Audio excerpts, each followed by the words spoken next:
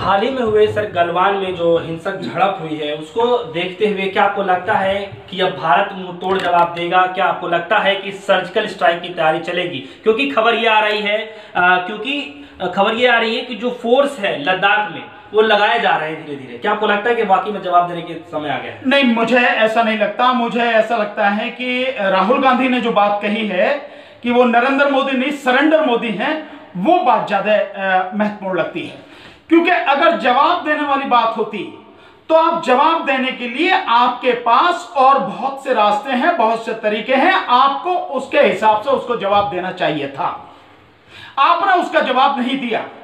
यहां तक कि अगर प्रधानमंत्री नरेंद्र मोदी तीन बार राष्ट्र को संबोधित कर रहे हैं, एक तो जब 15 राजनीतिक दलों की बैठक, जिसे सर्वदलीय बैठक कहा गया था, उस सर्वदलीय बैठक में जिस समय वो सर्वदलीय बैठक में आते हैं, उसके बाद में जब वो राष्ट्र को संबोधित करते हैं 9-10 मिनट का जो देते हैं, चीन का नाम तक उन्होंने नहीं लिया।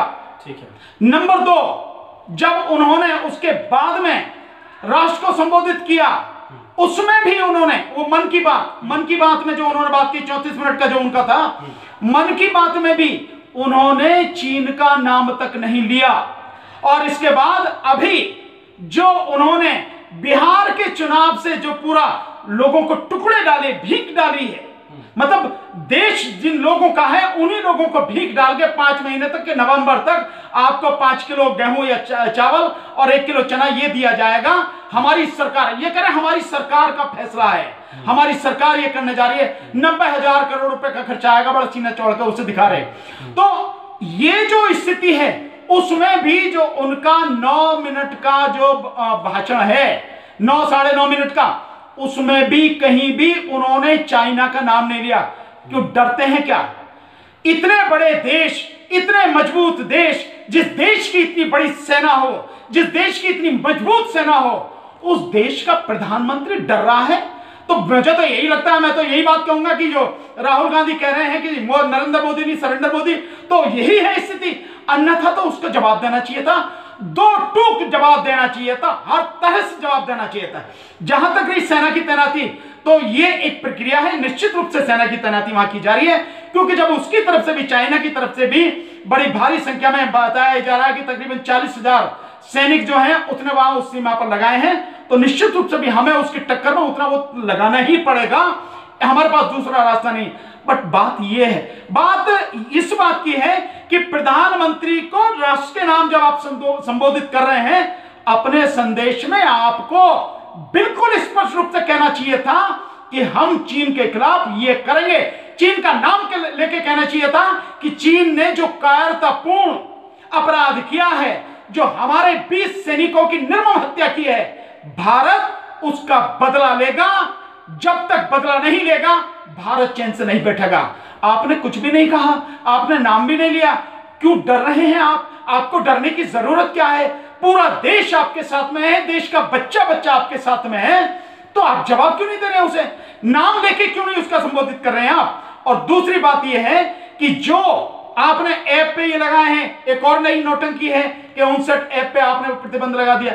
इतना क्यों कर रहे हैं आप? आपने क्यों अभी तक उसके साथ जो भी आपके व्यापारिक रिश्ते हैं उनको खत्म करना शुरू नहीं किया? भारत सरकार कर क्या रही है, प्रधानमंत्री कर क्या रहे हैं कि जो चाइना की कंपनियां हैं, जो चाइना सरकार है, उसके साथ जो आपके समझौते हैं, जो व्यापारिक रिश्ते हैं, आप उनको खत्म कीजिए। आप क्यों रोके हुए हैं?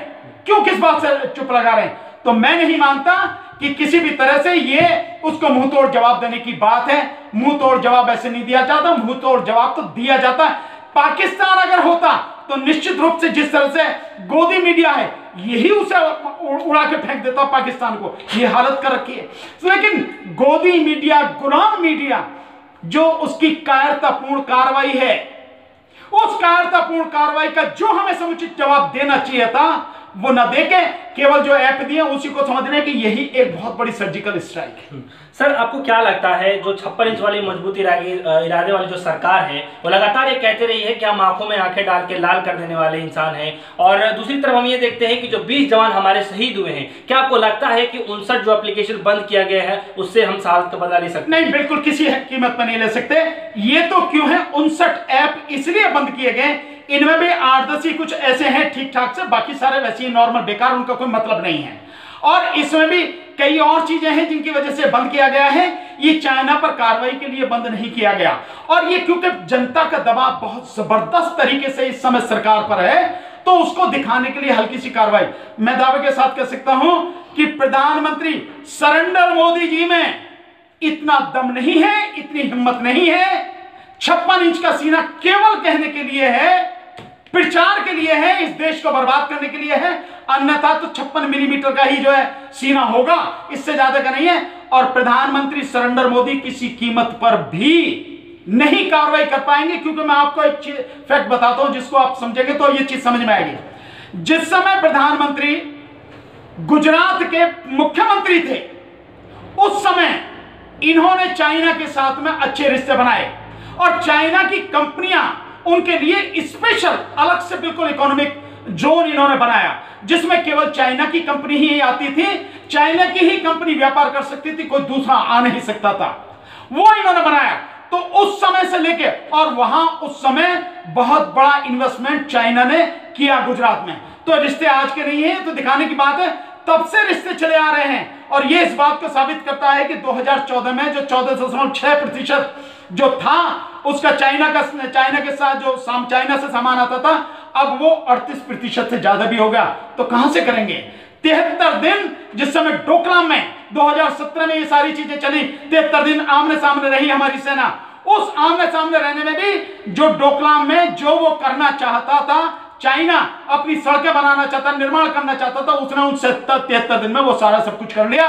और उस सब के बावजूद भी इतने बड़े बड़े समझौते हुए, इतने बड़े बड़े काम हुए चाइनीज कंपनीज के साथ में, चाइनीज सरकार के साथ में, लोगों को पता ही नहीं है, किसी को बताया ही नहीं गया।